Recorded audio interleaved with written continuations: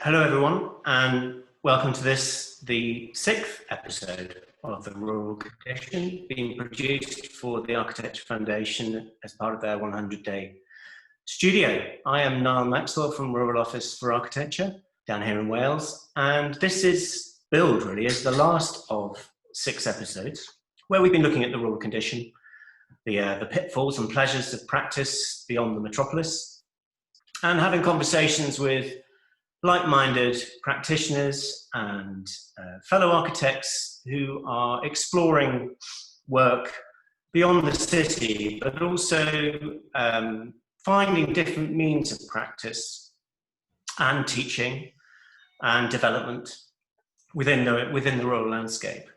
Tonight is a great opportunity to discuss a very different sort of set of proposals which have been developed over the last few years by an organisation called Living Architecture, established in 2006 by Alain de Botton, a well-renowned writer. They have developed architecture beyond the city in predominantly coastal locations for holidaying and for leisure.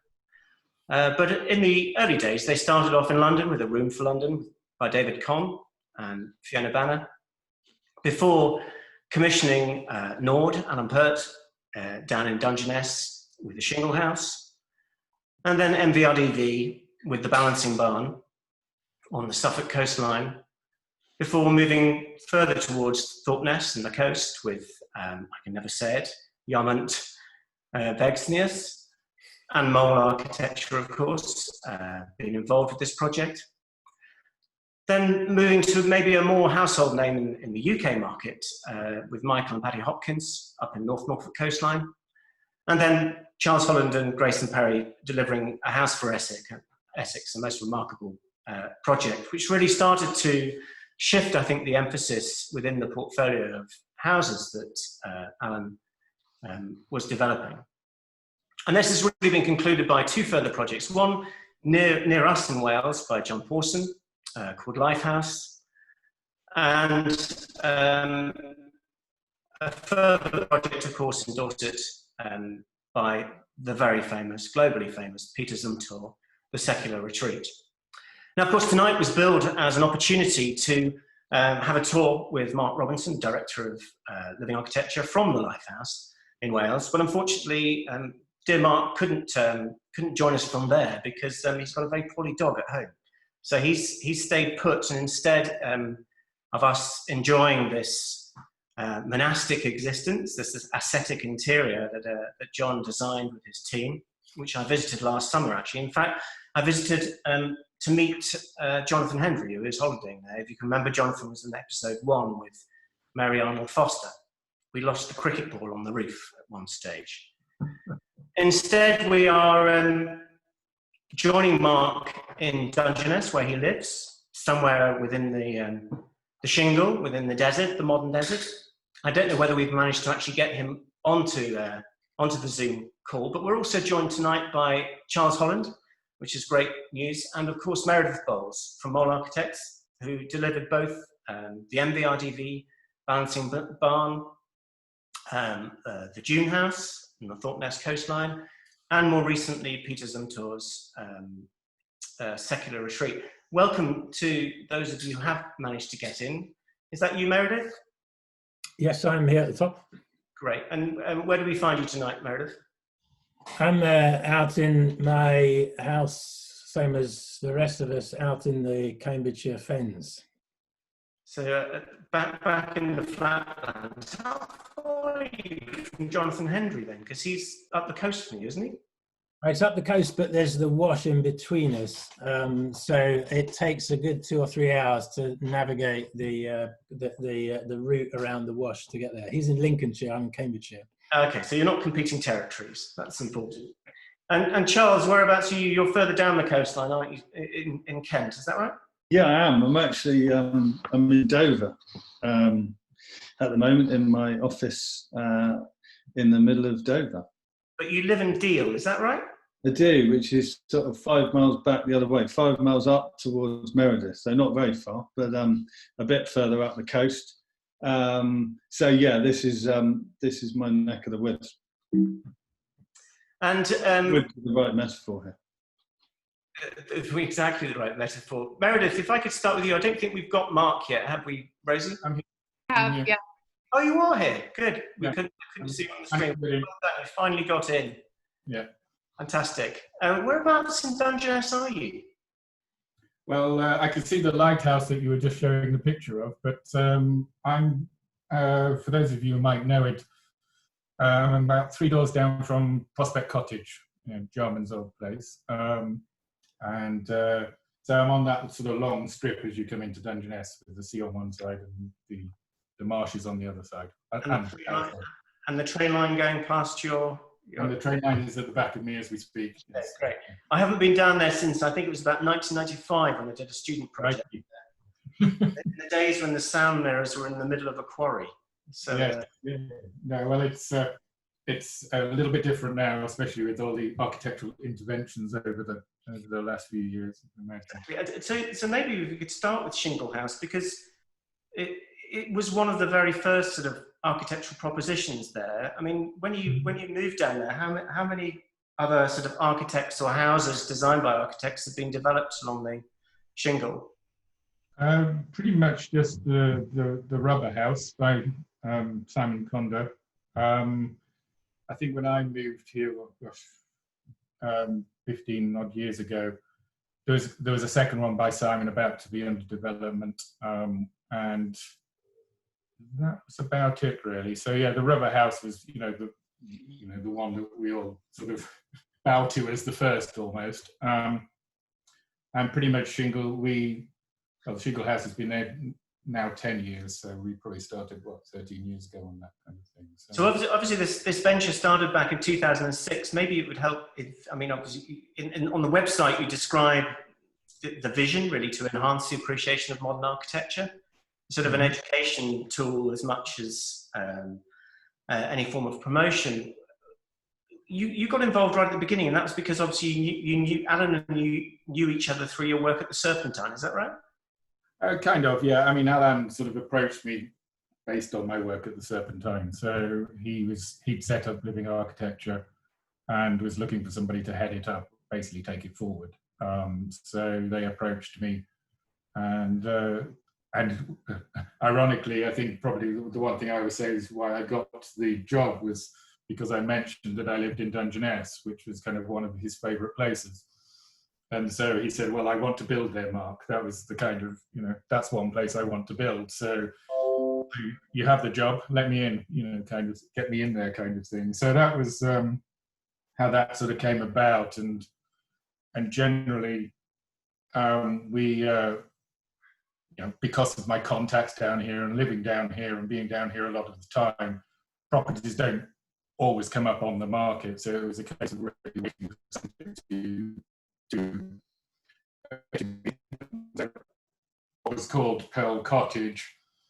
It was an old fishing cottage which sold smoked fish. Jim had been there 40 odd years, and in conversations everybody came out to buy my fish. He just said, look, I'm looking to sell up, kind of thing. So it really came about like that. So that's an interesting point though, isn't it? Because it seems that from the portfolio, looking at the portfolio, the strategy for a lot of the houses was to effectively find a donor site first. Is that the way it has generally played out? Yeah, I mean, some of it we've found through market sources, literally trawling what is now easier to do online, but obviously then even it was very difficult to sort of find these places through agents and things. So we had some local finders in certain areas around the country. Devon, we employed somebody to sort of look on our behalf, and when they would find a few things, then I'd go down and have a look at them, basically. But the site, June House site on Thorpeness Beach, that came through basically letter dropping everybody on the beach and seeing if anybody was, thinking of selling. And a few months later, we had a response and sort of went from there. So you sort of employed all these tactics, really. We knew a few places where we wanted to be, like Dungeness and Thorpeness. The others were much more haphazard, really, in a sense of just finding the right location, or no, not necessarily the right location, the right site to do what we wanted to do. think that's probably Meredith, if I could bring you in here, because obviously you knew Alain before you got involved in this project. Can you maybe explain your connection there? My wife is an author, a novelist, and Alain, as everyone knows, writes books, and they share an agent. So at the time when Alain was writing The Architecture of Happiness, he came to visit me up in the Fens, and we'd just fairly recently completed the Black House where I still live. And Alain was curious to see it. And then, so that would have been about 2005, I think. And the conversations then, wide ranging about architecture, but about this idea that he had, which has grown into living architecture, is less formed at that point. So he was grilling me about the process and the pitfalls and how to go about it, and the time periods, time spans that you need to consider, as well as costs and what have you. So it was an early discussion when Alain was clearly thinking about this venture. So, Mark, if I, just on that, how did you start by understanding which architecture you're going to work with? Because when I look at the portfolio of buildings, you've obviously got the global stars like Borsten and Zumthor, but actually, if we start with Shingle House, at the time, Nord were a relatively sort of modest, small practice. How did Alain and yourself choose or work out how to select the correct architect for any given project? Probably purely from the simple thing of liking somebody's work, what you've seen, or if you like what they've done. I mean, I think when we started, Alain and I drew up a list of people we would like to work with, architects we admired, and sort of cross-reference that list. And there was a couple of people, ironically, MBRDV was on that list, because I'd worked with them at the Serpentine Gallery, and always, even though we didn't build a pavilion that year. And Alain liked their work. So principally it was about that, but also a little bit about trying to find more, yes, some established names, but also up and coming practices, very much so, yes. So I think Nord sort of fell into that category. With the Shingle House, actually, we invited we invited 3 architects to do a proposal. We paid them to do a short proposal, and out of that, we went with the Nord. Charles, if I can bring you in here, because obviously your house sits sort of within the group as the only one really where there's a genuine sort of creative collaboration, rather than Meredith's relationship with the architects as a supporting kind of collaboration. How did the conversation start in terms of your commissioning for this?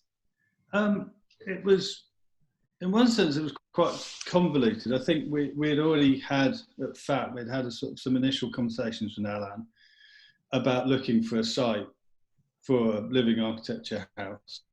But then he kind of sprung the new concept on us, which was, did we want to do one with Grayson Perry?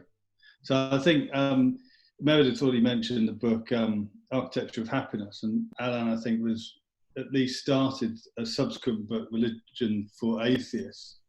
So he had a kind of emerging, sort of burgeoning interest in the idea of like religious buildings, I guess.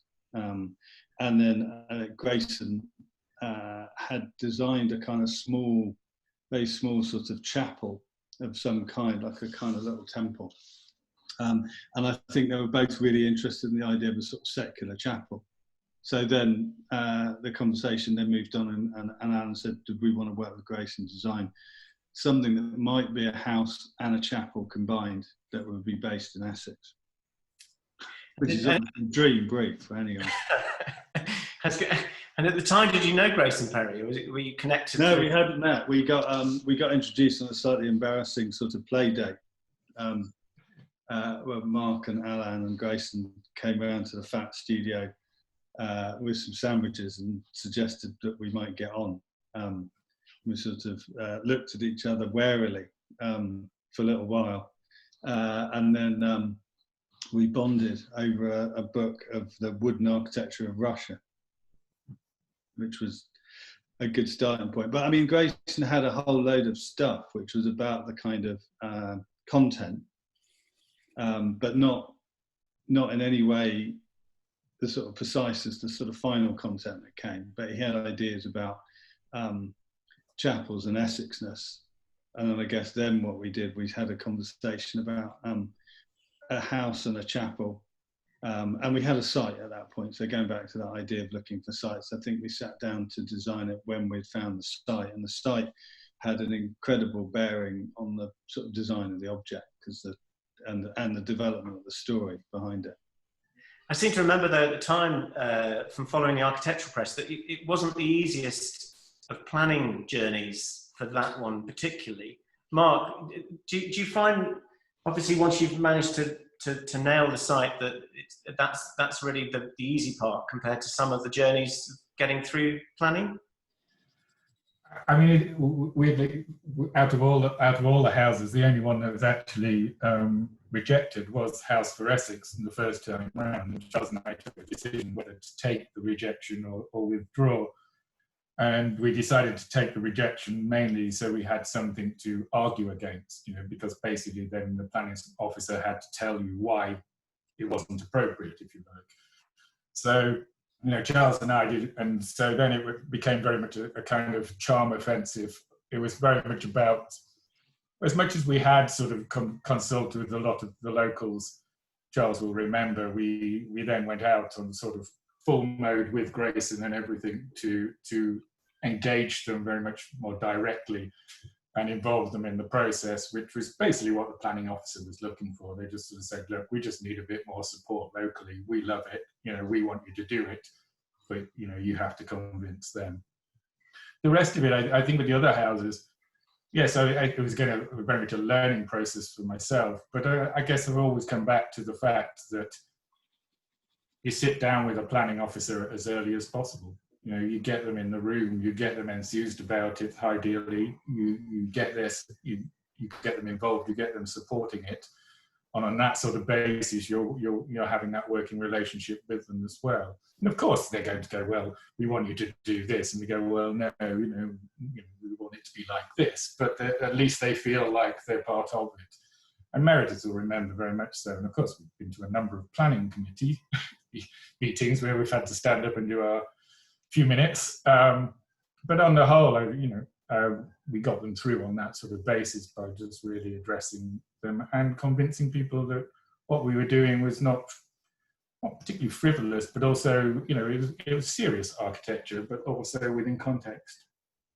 Meredith, that's a funny role, isn't it? Because you're sitting there as support for another architect when you're a creative yourself. So does it become a kind of different process of trying to interpret the way in which to present the design given the context in which you're working? Well, I mean, we might want to think about our role as executive architects, because we were involved in the process from the beginning, and that's strategic and sensible from the clients, working with overseas architects and knowing that we have to go through a British legislative system, whether at planning and building control. So we were there to advise whether or not, as the design progressed, there was likely to be any issues for either of those two reasons. So by the time there was the opportunity to engage with planners, we had been a part of all of the conversations. So I think a lot of the time when you want to talk to planners earlier on, you've got to persuade them of the reasoning behind it, which we have been a part of the team. So, we were a subservient role. We were very clear that there was a design architect and we were the executive architects, and I had no desire to kind of impose what I might do on other brilliant architects. But I think that's why it didn't seem to us that we were ever trying to kind of support someone else's scheme. We were simply a part of the team. That's interesting, isn't it? Because it could be seen like a clash of egos or a kind of challenge. I don't know whether you saw that, Charles, with Grayson, or did you always feel it was a very comfortable relationship creatively? I'm not sure comfortable. I think it became fairly comfortable. I think it was inevitably quite a big conversation, really. So it probably was a different role. And I think we had very strong ideas about, I think, what the architecture should do. Grayson had very strong ideas about the architecture as well. So I think it was a really interesting creative conversation. I mean, for me, it's quite an amazing thing to sort of collaborate that thoroughly with an artist. So I think that's quite rare in contemporary architecture, that that the collaboration is intrinsic to the design of the thing rather than sort of separate siloed disciplines. So I think it was a really interesting conversation. I think as it went on, it got more and more comfortable in the sense that it was kind of locked into a certain kind of groove of ideas and productivity and shared kind of enthusiasm. So yeah, it did become, I think it took quite a bit of work to sort of get to that point where we could really understand what each of us was saying. Because Mark, each of the houses, and we talked about this, we touched on this earlier when we were talking before the programme, that obviously you're designing houses which have a very clear brief, which is that they are a holiday home, but on the other hand, they don't have any brief because they don't have a client. How do you kind of balance the two? Because I'm thinking of Charles's project as being something where a client was almost created as part of this fictional narrative that gives a richness to the project, which the others don't necessarily need to have part of the collaboration. How does that work at the early stages of the briefing process with the architect? I think House for Essex was probably the easiest for us, if you like, as a commissioning client, because there was that narrative there, as you suggest. So everything was driven by that, the design, how this place would look, etc., etc. Very much with the other houses, yes, you give a brief to the architect. Our briefs were literally, half a side of an A4 sheet, which might have been like, here's the site, here's the budget. We think probably 4 bedrooms, and you come back and tell us what you want to do with it, kind of thing. And I guess what I learned over that period was that, and Alan did as well, is that actually we were a little bit too relaxed in that sort of situation, because I think when it came down to it, of course, then the architects came back and proposed things to us, and as much as we were trying to be this kind of non-client client and sort of trying to view it from a perspective of people staying in there rather than a personal perspective, we always would bring our personal kind of preferences to it to some extent. So there would have been so conflict did start to sort of grow in some of those earlier stages where we were batting back, say, with MBRDV, going, well, actually, we just don't like it, guys. And they were going, well, you told us we could do what we like, kind of thing. So there was a bit of, that going backwards and forwards. So I think as we sort of progressed with some of the latter stages, sort of later houses, we sort of took that sort of carte blanche kind of attitude, that the architect could do whatever they wanted. We sort of withdrew from that slightly and was a bit more sort of involved in sort of maybe steering it a little bit, shall we say. Can I give a bit of color to that? Yeah, do. Yeah. Because that was really interesting, those early conversations about, what a holiday house can be, and the idea of the architects being given carte blanche. So there was an early scheme from MVRDV where the building was in disparate locations. So you kind of, they really wanted to embrace this amazing site. But of course, it presented a number of challenges. I mean, not least in terms of budget, because you're basically building 3 buildings, but also how you were going to let it out and to whom and how it was going to operate.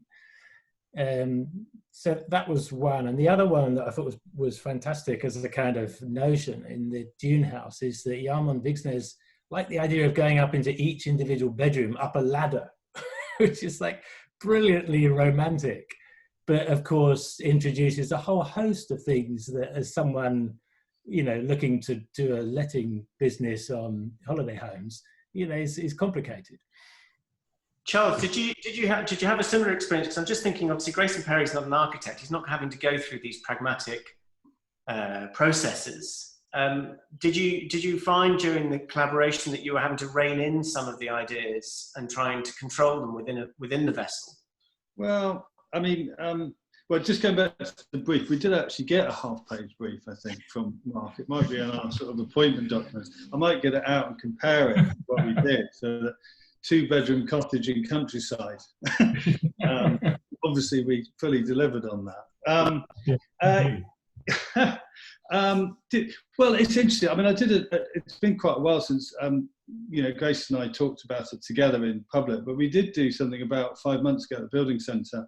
And that was quite interesting to look back on it a little bit. I think from Grayson's side, I think probably the critical conversation we maybe had about it, because I think the pragmatics and how it worked, I don't really remember many disagreements, and I think quite a lot on the, conversely, a lot of agreement about how it might work. But the critical thing I think we had as a conversation was around the idea, strangely, of sort of authenticity, because I think it was, the building obviously veers towards the sort of fantastical. And the question was, what kind of fantastical is it? And I think in some of Grayson's sketches, the building sort of, maybe appeared to be far more like certain kinds of fairy tale objects. And in our drawings, it started to veer towards things which maybe had a kind of more formal kind of rigor to them. So there were quite a lot of conversations about, what the sort of realness of it as a thing, and whether you could, if it had a sort of bendy, sagging roof, like a kind of ancient sort of upturned Viking boat, how would you make that? And would you want to make it? And what level of kind of, what would it say to make something like that? So I think we were quite keen at the fact that it had, it had all of these really super rich resonances, but it was also an object which had some sort of kind of critical distance to some of those as well. And it could kind of, it had a sort of formality, I think, which we brought into. So I think that was a kind of interesting, kind of early, kind of very sort of intense conversation about what it could be. Meredith, you described to me last week about this sort of sliding scale of your involvement, where at the briefing stage it was sort of 10%, moving towards sort of 90% by the end. It may be a good opportunity for you now to share your screen, just so we could talk about an example of that and just the whole process of procurement when we're sort of working through these projects.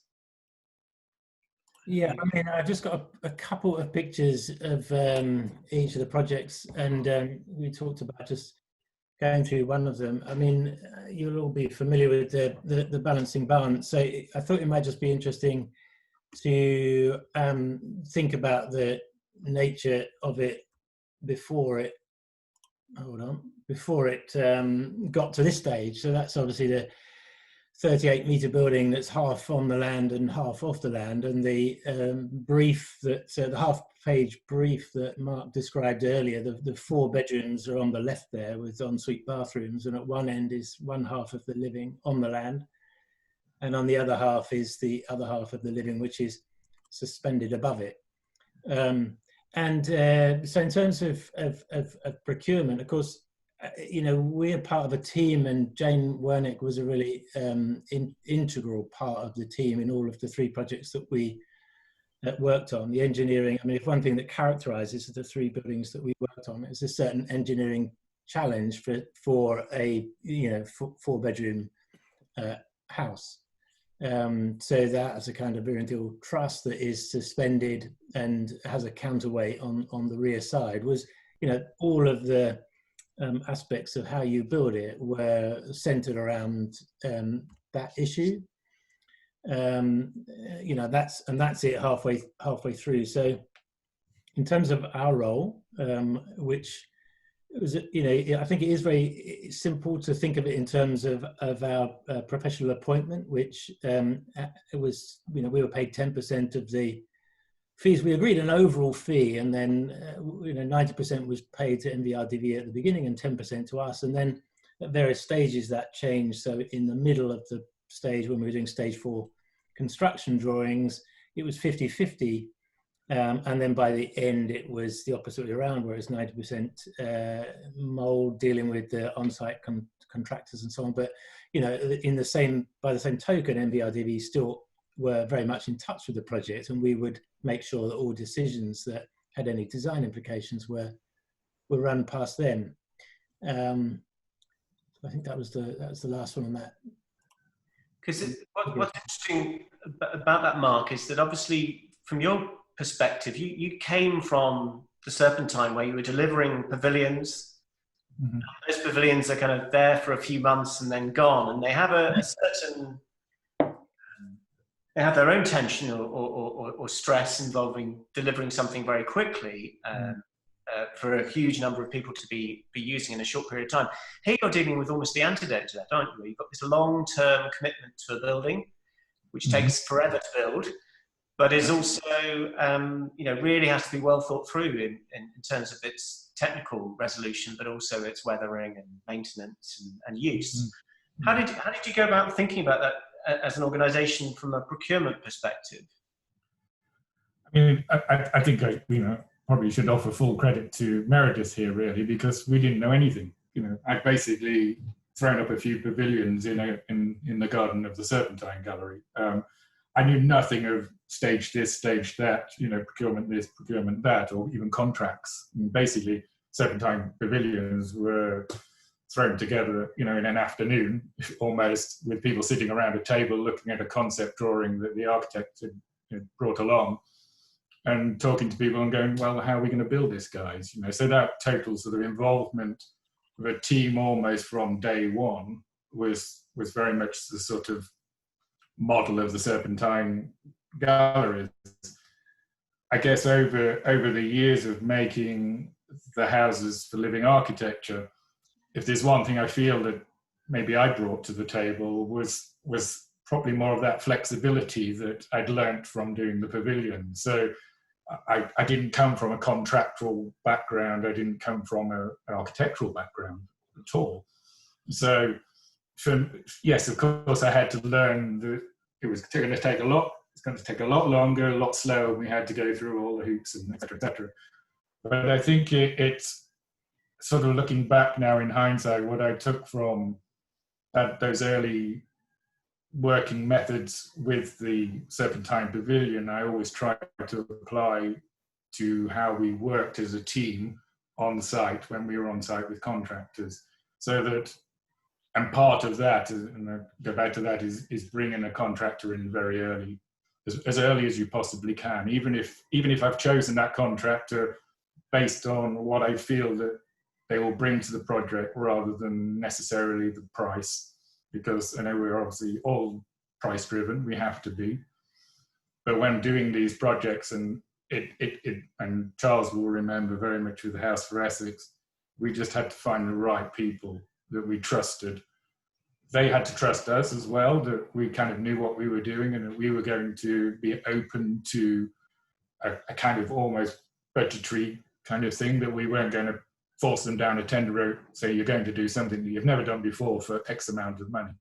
So there had to be that flexibility, and I think that's probably what I brought to the table, if you like, that I've learned. Charles, could you pick up on that? Because that's an interesting sort of vein of thought, that obviously with the House of Essex, there's so many bespoke components. I'm just thinking even just the cladding alone to the outside. What was the relationship and how did it work in terms of the conventions of architectural practice with the contractor? I mean, Mark's right, we had a really brilliant main contractor. We were really lucky. They were local but quite large. They were totally dedicated to it. They kind of got it from day one as a sort of thing that they bought into. So, I mean, that was not to be underestimated at all, really, in terms of like the overall success of the project, how much they brought to it. So that was great. Probably the unconventional, maybe the two unconventional bits to that, I guess. One was the cladding, and then one were the kind of art elements, explicitly art elements inside it. So a lot of the art elements were either made by Millimeter down in Port Slade outside Brighton. They made the sculptures on the roof, and they also installed a lot of the artwork. So, and they made some of the specialist joinery. So they were kind of critical bit of it. And then the cladding, obviously, which is the kind of major component. So that actually had two different people, and that was a separate package. That was outside of the main contract. That was a company called Zerelmi, who are basically cladding and faience experts. That's what they do. And they work with various companies who might actually make the faience itself. So Zerelmi are kind of like engineered the cladding, but the tiles were made by Shores of Darwin, which is a company that still exists, but the sort of aspect of Shores of Darwin that makes kind of one-off projects mutated into another company, which is Darwin Terracotta. But they were amazing. I mean, we didn't know how to make the tiles at all. And we went down a certain route that wasn't getting the kind of right result. We weren't getting the kind of precision of it, and we weren't getting the quality, and we didn't really trust that we'd get the right thing. And then when we found Shores, they made it, and I think they made the tiles actually slightly exceeding their own expectations. The level of detail that came out of it, and the precision of the way that the original sculpture and the glaze that kind of sat on the sculpture and stuff like that, they were really happy with. And there was an interesting thing, I suppose, about that. I mean, the relation to sort of normative practice was that there was an intention that some idea of sort of handmadeness might be preserved in that, and that's a difficult thing to quantify in a kind of MBS specification. How you kind of go, oh well, that a certain wobble to the tiles is okay, or you know, every other nipple falling off is acceptable, and how do you kind of like do that? And I remember being in their workshop, and literally we had this incredibly complicated system for marking out the tolerances, all these different coloured stickers for every single tile, whether it was within 2 mil or 5 mil of that. And we spent about a whole day in the rain sticking these stickers on. So that was, yeah, there was some sort of challenges to how you kind of, you know, take the design intent and somehow quantify that into some sort of standard procurement contractual process. It's funny because it was something we were touching on in episode 5 with Takeshi and Tom, where we were talking about how do you sort of make craft within contractual arrangements? How do you sort of procure these things? Meredith, you were explaining to me last week that, you know, the relationship that you had in this form of procurement with MVRDV was then very different when you did June House. In terms of even the information that you were provided with because of the skill sets within the different offices. Can you maybe expand on that, maybe with the next project? Yeah, I mean, it's not so much the skill set perhaps as the a familiarity of a way of working. So MVRDV, of course, you know, they've been working around the world with executive architects for a long time, so we're used to and enjoyed the process of that collaboration. Whereas Jarmo Bigsnes, they had, and with Jarmo Bigsnes, they gave us a draft set of working drawings that we then translated into final working drawings. So I think so this is their design drawing. And in the latter one that we did with Peter Zumthor, Atelier Zumthor produced all of the drawings, and we then gave comment on those. So it's a kind of, it has been a very different working process, in that, you know, depended upon who we're working with and you know, how they like to operate. So, you know, getting from a design intent, to a construction drawing, to a set of contract drawings. I mean, both the first 2 projects we worked on were traditional contracts, so it was a full set of details that were then, obviously, as any of these intensely crafted buildings, they're developed with the contractor and subcontractors on site. This was a January facing the North Sea, doing the structural steelwork and the concrete pour, which is quite an incredibly exposed site as well, isn't it, out there? I mean, there's nothing between that and Russia, you know. And again, you know, the work that Jane Wernick did with the whole team in developing the structural concrete, which was not quite cantilevered. You can see there are very fine columns on the outside of that slab, but it's a very fine slab on top of which sits quite a complex bit of geometry, which originally we got as a kind of simple, it was actually a brilliant drawing that was produced from Jarmo Bigsnes, which was a flat piece of paper which we could cut out and fold into the shape and make it on our desk, which was a really, really beautiful drawing. And then, you know, projects like this, you're really reliant upon really good subcontract trades. This is Urban, who provided the CLT. And working through with Urban, who did the final engineering of the CLT on top of Jane Wernick's concrete slab, that's then another layer of information that goes into the project once it's already let, and the subsequent changes that need to be made on top of it. So whilst it's a traditional contract, there was quite a lot of work to do, in relation to ongoing development. There's a lovely immediacy though, isn't there, with this type of process where you're seeing the building very early on before it gets wrapped up again and sort of covered over and goes through its next processes. Mark, there are obviously always milestones in projects that I don't want to sort of romanticize this process. There must have been some very a few sleepless nights trying to deliver some of these projects, especially in such exposed locations. Well, it's interesting. I was thinking back of looking at those photographs. It always reminds you, when you go back sort of.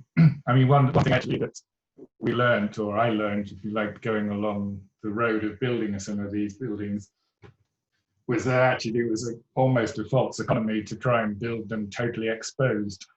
And when we actually did the house for Essex, I remember Stephen Rose, the head of Rose Builders, said, "Look, Mark, we're going to clad this. We need to put a temporary roof over the whole thing, cladding the sides. We're still, in an exposed location. If you want the quality of this build, that's the way you're going to have to do it." And I took a big gulp and think, okay, this is tens of thousands of pounds on the budget, but it meant people could work through. We put lights in there, and the nicest part actually of all that was that we then revealed it. It was all it was a completed building. When we took the scaffolding down, so that was quite a stunning moment. And likewise in Lifehouse in Wales.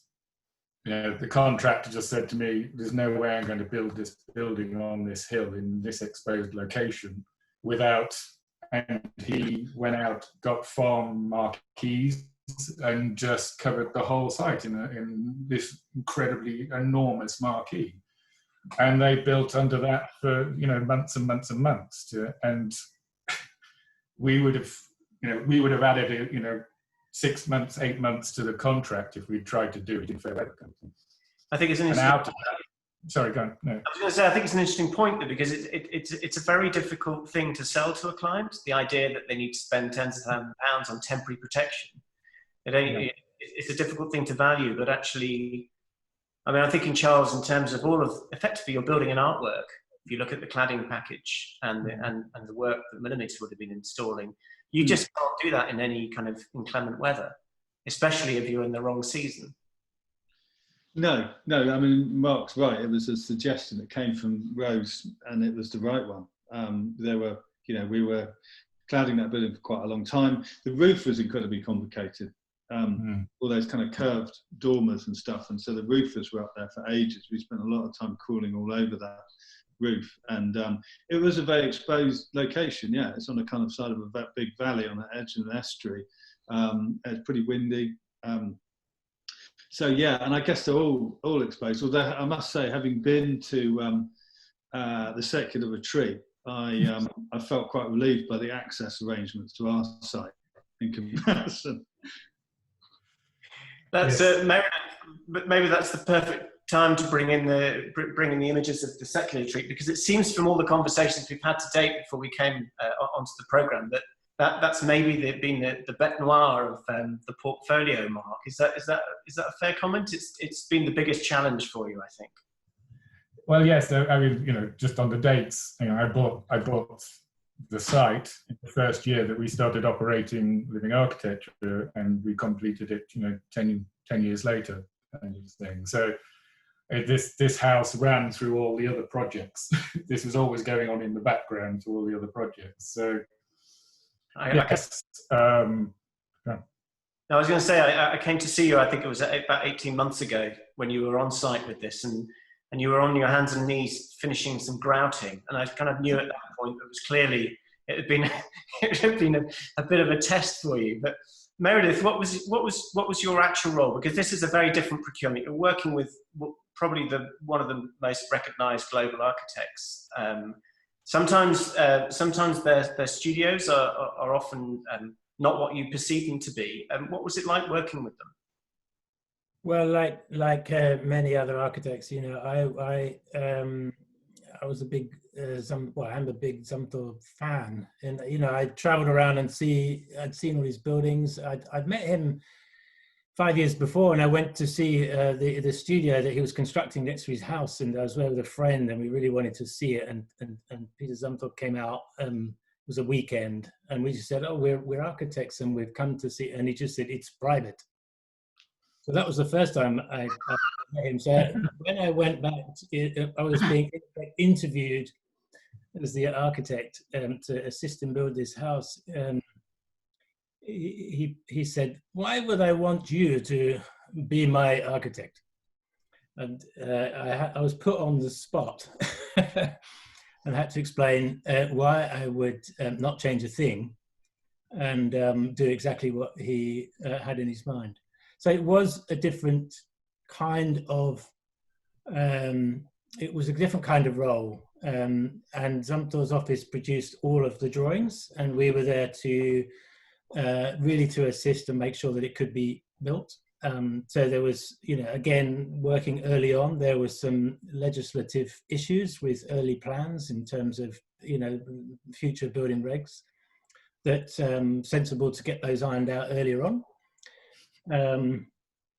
And then later on, I mean, this essentially this construction is essentially a concrete package, a window package, the services, and then the finishes. The finishes all came, they were all dealt with by Zumthor's office, and mostly came from abroad, as did the window package. So our role was really about the long and difficult process of producing the building on site with the concrete. And Ian, who's my fellow director, who takes credit for working tirelessly with Mark to work with the concrete contractors to build what was drawn, which was not an easy task at all. So some of it, and again, Jane Wernick's office, Kate Purver was the engineer that actually lived down that way and worked on this for many years to figure out, to translate the, everyone will remember those fantastic early models that Zumthor's office produced, looking like Stonehenge, with the kind of internal photographs of, they were 1 to 20 models, and translating that into a set of construction drawings that could probably be constructed, but there was still a lot of work to go on site to demonstrate that. It was rammed concrete, the ability of the rammed concrete to deal with the forces. The deflection was massive. There were huge concrete cantilevers. How you deal with the fact that the concrete was going to take 3-4 months to cure, so the deflection wasn't going to be apparent. The final deflection wasn't going to be apparent. So, that's why, as a package, it had to be done in advance of any of the rest, because actually they couldn't measure up for the windows until the building had construction to hold up the cantilevers on temporary supports going to another foundation system on the cantilevers in order to construct the roof. I mean, it was incredibly complicated. Mark, Charles obviously picks up on the access issues, but and maybe this slide is going to sum it up for us, but there was a staggering kind of, was this coming down from Scotland or something to service the site?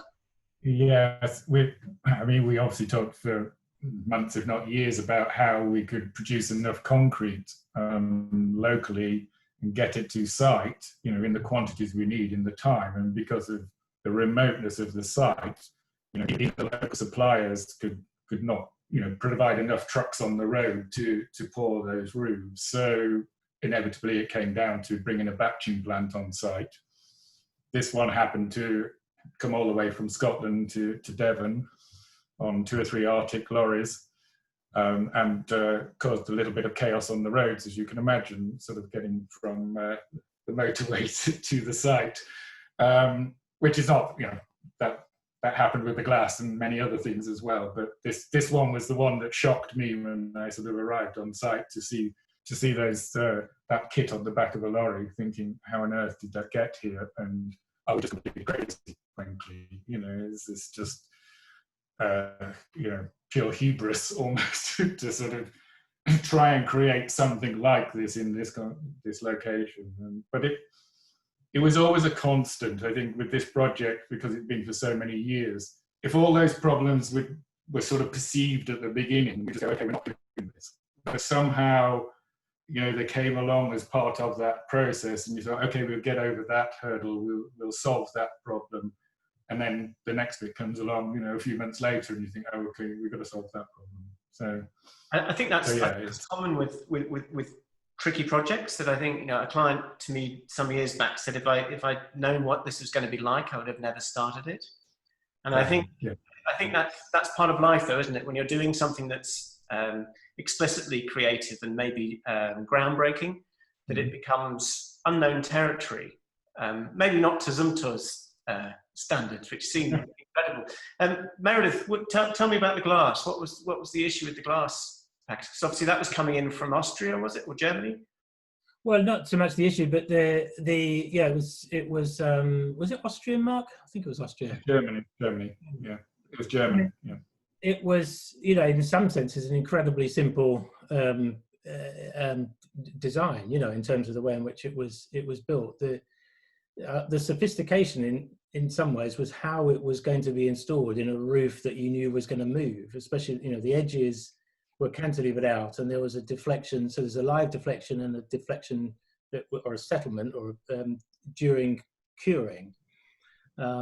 So the problem of, you know, the sequencing of construction and understanding that we were simply going to have to take a long break in the construction process. And actually Jane's office, their expectation or their calculation of what that deflection was going to be turned out to be pretty much correct. But you wouldn't have wanted to order a massive great package that was being shipped in from Germany to find out that your building had moved in the meantime. And Mark, have there been longer term implications? Because obviously you're at a very exposed site there, right? Yeah, I think they underestimated the exposure of the site. I mean, I do remember having a meeting with the owner of the glass company. We finally got him down to Devon to look at, shall we say, some of the issues we might have been having. And I recall it being translated as words to the effect, well, it would have been all right if it was in London. And that was his sort of, he just had no sort of sense of that it was in this location. And, you know, when the wind hit it, you could see these 4-meter sheets of glass just reverberate constantly in the wind. So,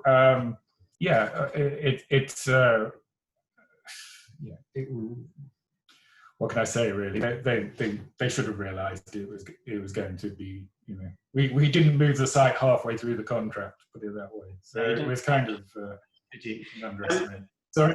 I'm just wearing time, so we've got a lot to cover. Maybe we could talk about the whole issue of maintenance, because these are all bespoke projects. They're not run of the mill.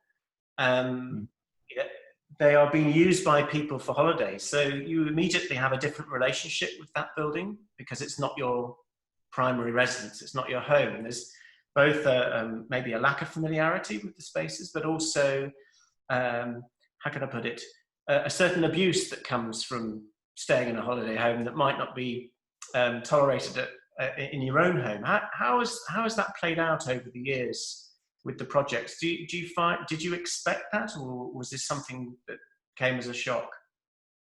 I think you learn as you go along, like anything. I mean, there'll be things I put in the first houses that I wouldn't have, you know, I didn't put in later houses because we knew it just didn't work or it wasn't functional for that kind of thing. I think the pressures for me, in a sense, is, and I always say, it's your own home. You learn its quirks. You know, you learn that this does that, and if you rattle this a bit, then we'll get it to work or whatever kind of thing. But yes, people going in there for the first time, it has to work. You know, they have to be able to open the door.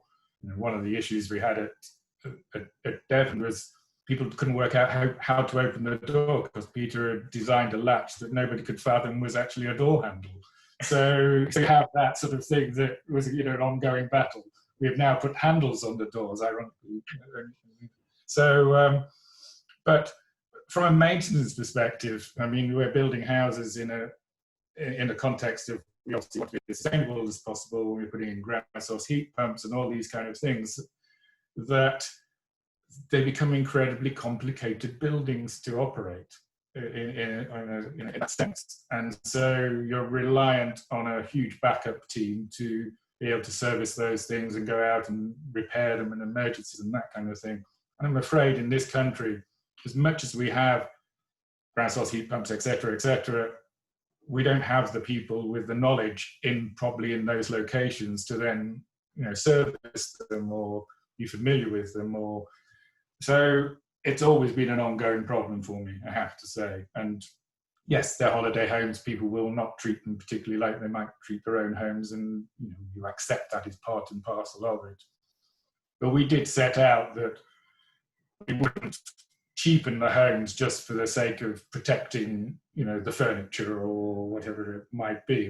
We went out and we put very good, high quality, fittings and furnitures in there to hopefully last, but also to age gracefully, we call it. That you use materials which will take the knocks of time and actually, look better from that. Charles, could I bring you in here? Because the interesting thing about the house for Essex is that, of Essex, is that it is an artifact, really, isn't it? It's got so many precious components. I was just wondering how you thought that through. Let's say the cladding package. How many kind of extras did you have to have stored away somewhere in the event that things get damaged?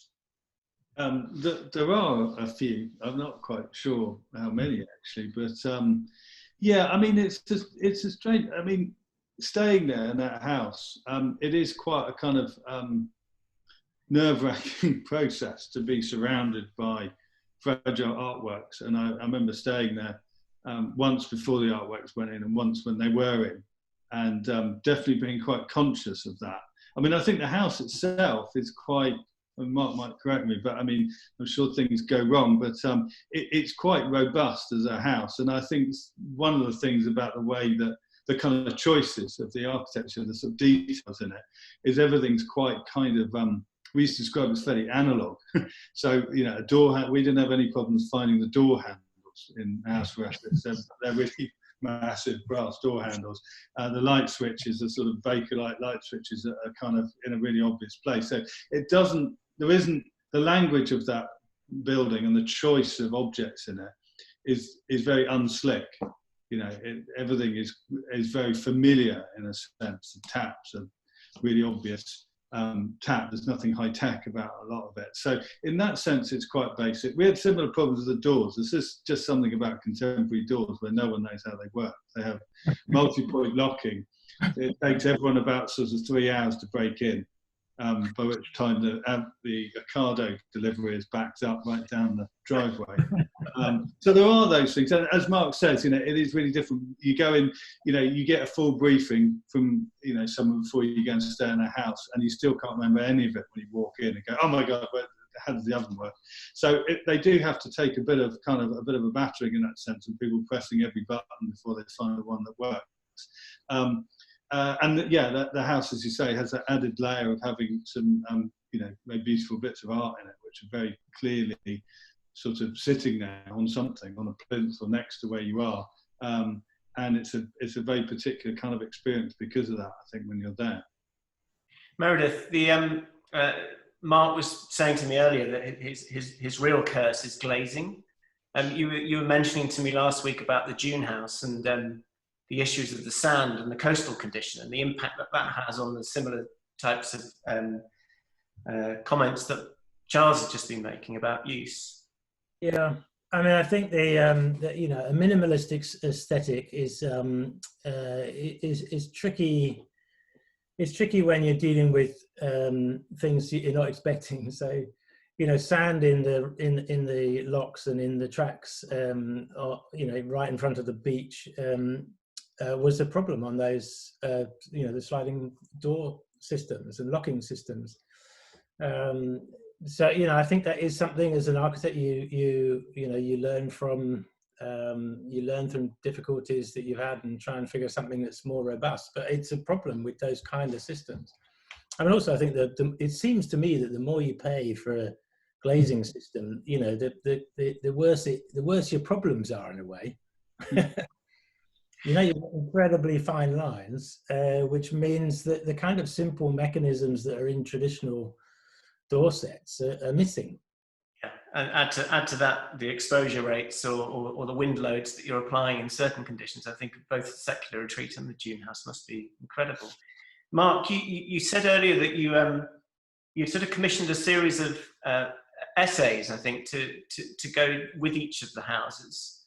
Yes, no, and Charles and Meredith were involved in those as well. I mean, we sort of almost had them hidden in the background. We commissioned these essays after each house was built. As a bit of a warts and all, really, just so we could sort of record the process. We asked everybody to be honest about it. Steve Rose, who wrote them all, interviewed us all individually, so we could talk about our experience of building or working with a client or working with an architect, etc., etc. Almost to just try and record the reality of a situation. Yes, in my lockdown time of thinking, oh well, I need something to do, I've now actually published them, well, put them all on our website finally. So yeah, they can be found under each house page, under the architecture section. There's these essays that we still have the secular retreat one to do. So we're in the process of that, but given it took 10 years to build, I'm not sure how long it will take to write the essay, but it'll be quite epic anyway. I think. And maybe as a last question to close out, are there any future projects planned? Have you been looking at sites? No, not as such. I mean, I think we're always of the case where if the opportunity arises or something that I find the right side or just the inspiration to do it again, and I go to Alan and go, look, we have to do this one, I think, yeah, you would go, okay, yeah, maybe we would do it. But I think as it stands at the moment, we're taking a breather after creating them all, and actually now in a way, as I say, some of them are 10 years old. I'm revisiting them, so I'm having to go back and look at how they've fared over the last 10 years, what we might need to do in them, what we need to do to refurbish, etc., etc. And that opens up another question, very much about: do we hold these houses exactly as they were created at the time they were created? I think so, but they also, and they become sort of moments in time in architecture, I think, as well. So it's an intriguing kind of thing to think about. Oh, well, it's a great way to end and a fascinating conversation. Thank you so much, Mark, Charles, Meredith, for joining us. It's been great. I think we could have carried on for another couple of hours there quite easily. This is the last. Exactly. This is the last of the Rural Condition. We're going to do a special, I think, maybe at the beginning of next month with Rural Studio from Alabama, which is quite exciting. Thanks to Ellis, thanks to Rosie for putting this together, and thanks to you all for contributing. It's been fun. Bye-bye.